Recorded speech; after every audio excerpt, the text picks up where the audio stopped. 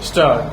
I should like to make a statement explaining what has happened and leave it to the chair to decide about this adjournment motion stanza. Some weeks ago, government was faced with rather a difficult situation in regard to sugar stove. As the House is aware, we had decontrolled sugar in 1947 and sugar continued to be distributed without any intervention by government stove. It was only with regard to the fixation of prices that there used to be informal consultations and discussions between the central government and the governments of Uttar Pradesh and Bihar and the industry stove. But even these prices were not fixed statutorily because we had decided upon decontrolling sugar stanza. In the month of August or towards the end of July, it became apparent that as the prices of sugar were rising, government would have to take some action stove.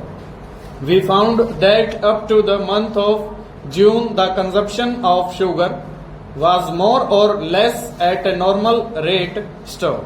It is true that consumption of sugar had increased because during the period of control, many persons who did not otherwise use sugar got accustomed to using sugar as sugar was rationed to all card holders stove. Secondly, the price of sugar had also been lowered from rupees 35 to rupees 29 stove.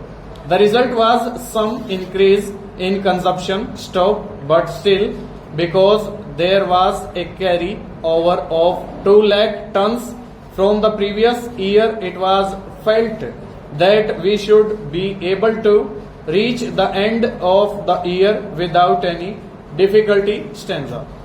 As the House is probably aware, production starts somewhere about the middle or third week of November, in some places in October, and in some other parts of India in December stove.